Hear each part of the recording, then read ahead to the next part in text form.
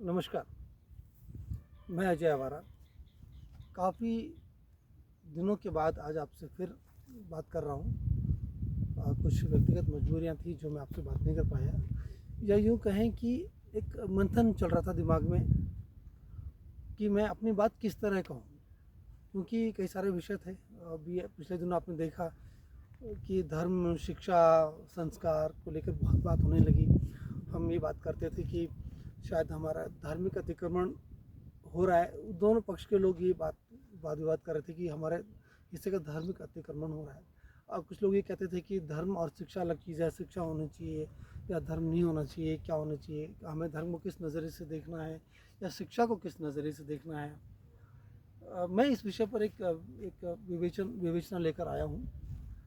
मैं आज जिस विषय पर बात करना चाह रहा हूँ कि वो इस तरह से है कि आप ये कहिए कि हम मूलतः शिक्षा ही है।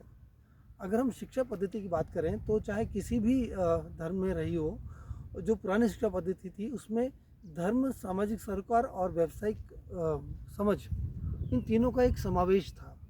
चाहे किसी भी धर्म में हो, चाहे वो क्रिश्चियनिटी में हो, चाहे इस्लाम में हो, इन तो धार्मिक आस्था और परंपरा और सामाजिक सरोकार और व्यावसायिकता, इनका समावेश होकर वो शिक्षा दी जाती थी। अब चाहे वो मदरसे में हो या गुरुकुल में हो या कॉन्वेंट में हो, तीनों का सम्मिश्रण था। लेकिन बीच में पुराने कुछ सालों में, 200 सालों में, आप चाहे इसे सांस्कृतिक अतिक्रमण कहें या कहते हैं एक परंपरा तोड़ने की रीति कहें या एक सोच समझ साजिश कहें किसी समुदाय के द्वारा, हमने शिक्षा का एक प्रारूप बदल दिया। आज के ज़माने में शिक्षा पूर्णतः व्यावसायिक सफलता का मापदंड है। हम शिक्षा इसलिए प्राप्त करते हैं कि हमें जीवन में आगे कुछ करना है, जीवन में आगे बढ़ना है, तो शिक्षा चाहिए। शिक्षा हम इसलिए प्राप्त नहीं करते कि हमें जीवन के और विषय समझने हैं, जीवन के और एस्पेक्ट्स समझने हैं। जीवन के छुपे कई और एस्पेक्ट्स भी हैं जो हमें जानने होते हैं। आप ऐसे लगा लीजिए, अगर मैं डॉक्टर बन रहा हूँ तो मेरी शिक्षा व्यवस्था मेरी डॉक्टरी की पढ़ाई पर डिपेंड करेगी कि मैं कितना अच्छा डॉक्टरी पढ़ता हूँ। उसके लिए मुझे पहले बायोलॉजी लेनी पड़ेगी, उसके लिए कंसंट्रेशन मेरा साइंस में होना चाहिए। तो पहले मेरा प्राइमरी में कंसंट्रेशन, सेकेंडरी में कंसंट्रेशन साइंस में होगा, फिर मेरा प्री कॉलेज में बायोलॉजी होगा, बाद में मेडिकल पढ़ूंगा, फिर मैं डॉक्टर बनूंगा। और डॉक्टर बनूंगा तब मेरे जो शिक्षा की जो मेरी दिमागी स्थिति कैसी है, सिर्फ मेडिकल लाइन पर ही स्टिक की होगी। उसमें कहीं ये नहीं आता कि शिक्षा के और क्या आप कहते हैं कि डायमेंशंस भी हैं। उसमें ये कहीं नहीं बताया जाता कि मैं डॉक्टर बन रहा हूँ तो डॉक्टर बनने के साथ साथ मेरे जो सामाजिक ताना बाना मेरे आसपास जो होगा, उसमें सामाजिक सरोकार क्या है।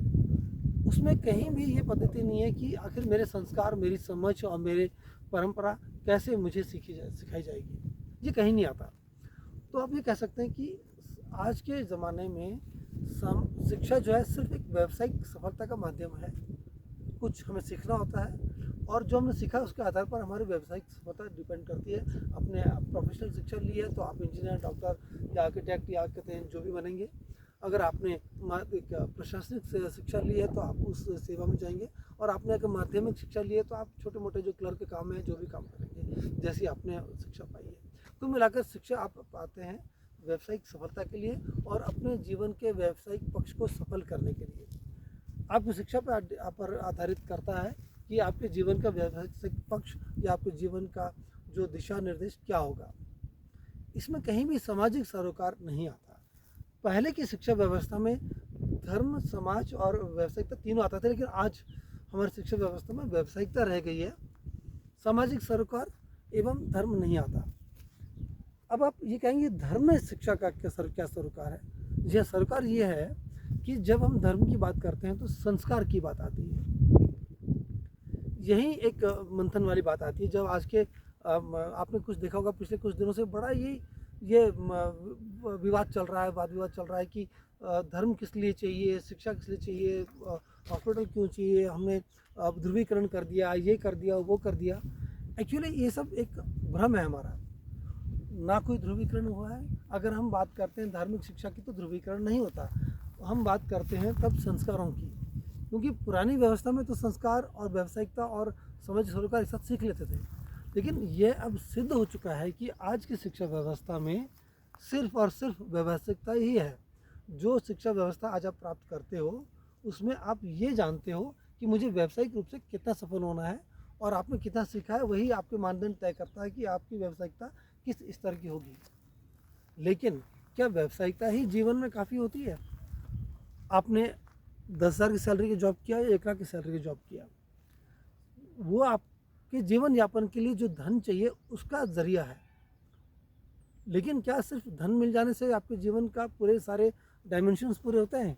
नहीं होते हैं, क्योंकि जब आप खाते हो, पीते हो, रहते हो, काम करते हो, तो आपके चारों तरफ लोग होते हैं, आपको कुछ लोगों के साथ मिलकर काम करना होता है। तो जैसे कहते हैं हम सामाजिक सरोकार, हमारे शिक्षा व्यवस्था में सामाजिक सरोकार के नाम की कोई चीज़ नहीं सिखाई जाती कि हमें किस तरह से लोगों के दिमाग को समझना है, किस तरह से सामंजस्य बिठाना है, किस तरह से हमें एक दूसरे को समझना है, किस तरह से हमें तालमेल बिठाना है। वो डिपेंड करता है आजकल हमारे आसपास के लोगों ने, हमारे परिवार ने, या हमारे रिश्तेदारों ने, या हमारे दोस्तों ने हमें किस तरह का प्रभाव हम पर डाला है। जिस तरह का प्रभाव उन्होंने हम पर डाला है वैसा ही सामाजिक सरोकार की सोच हमारी बन जाती है।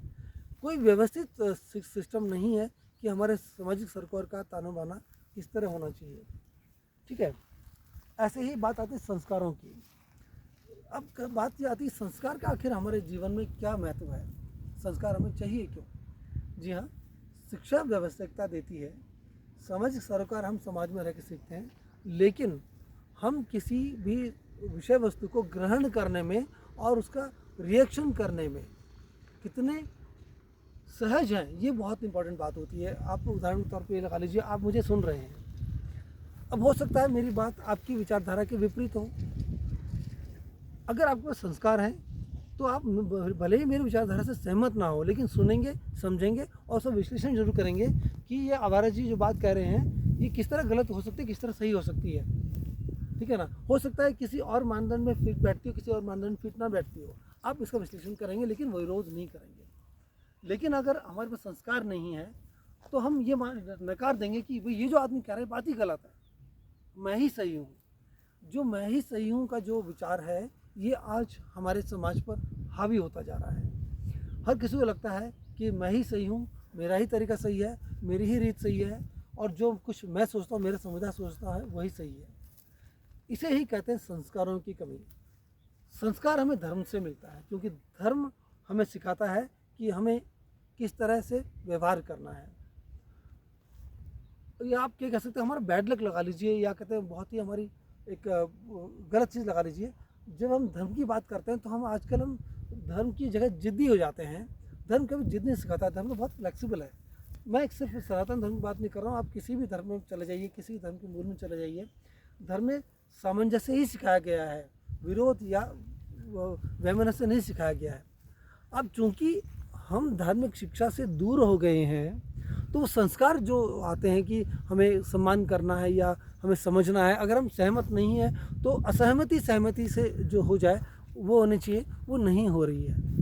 उसका कारण ये है कि हमारे शिक्षा व्यवस्था में से व्यवस्थिकता तो रह गई, लेकिन संस्कार धर्म वाला जो हिस्सा है, संस्कार वाला हिस्सा, वो नहीं रहा।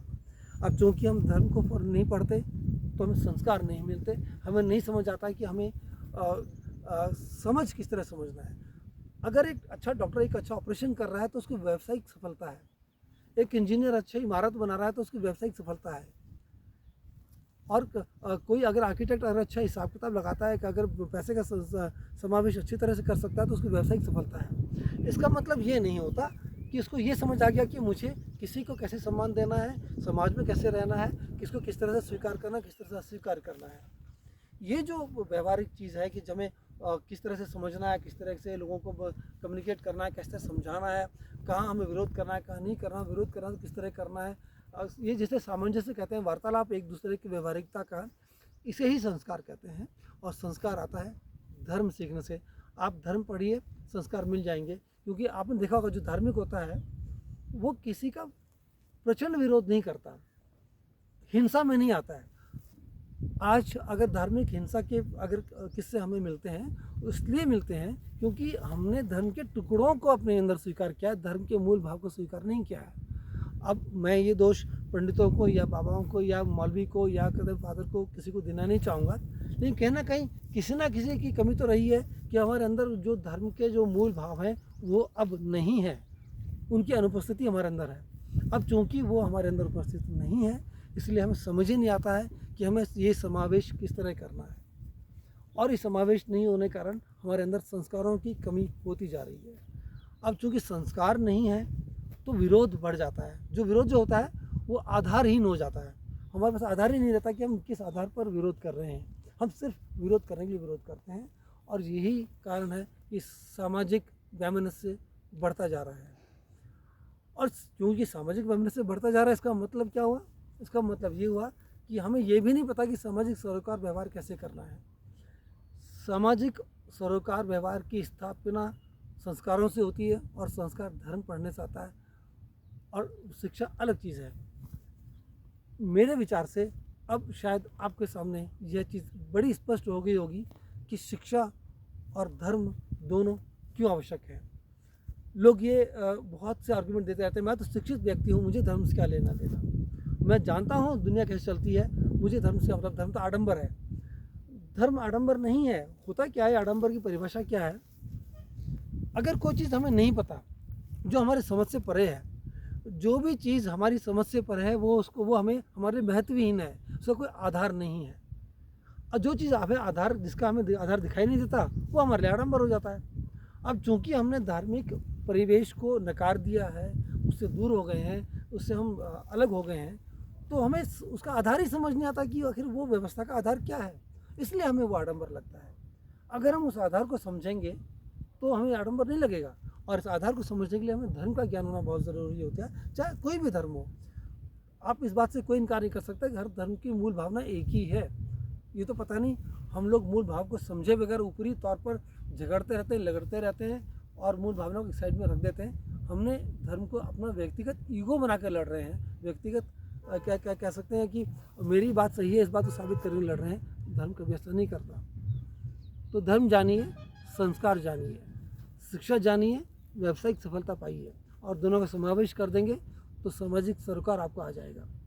मुझे लगता है कि अब समझना बहुत आसान है कि हमें शिक्षा और धर्म दोनों की आवश्यकता क्यों है, क्योंकि वही निर्माण करते हैं हमारे आसपास के समाज को, और हमारे समाज के सरोकार, सामाजिक सरोकार की नियति को वही स्थापित करते हैं। और अगर सामाजिक सरोकार स्वस्थ है तो हम स्वस्थ हैं, सुखी हैं, खुश हैं, और इसे कहते हैं खुशहाल समाज। तो आइए खुशहाल समाज बनाएं, शिक्षा भी पाएं, संस्कार भी पाएं। संस्कार पाने के लिए धर्म के मूल में जाइए, ऊपरी आवरण पे मत जाइए। ध्यान रखिए बात मैंने क्या कहा है, मूल में जाइए, ऊपरी आवरण पे नहीं। क्या आप ऊपरी आवरण की दीवार को भेद पाएंगे? ये सवाल मैं आपसे छोड़ा जा रहा हूँ। सोचिए, विचार कीजिए कि क्या आप इस दीवार को भेद पाएंगे और शिक्षा और धर्म के सामंजस्य को समझ पाएंगे। अगर आप ऐसा कर पाए तो शायद मेरा ये कहना सार्थक होगा। नमस्कार।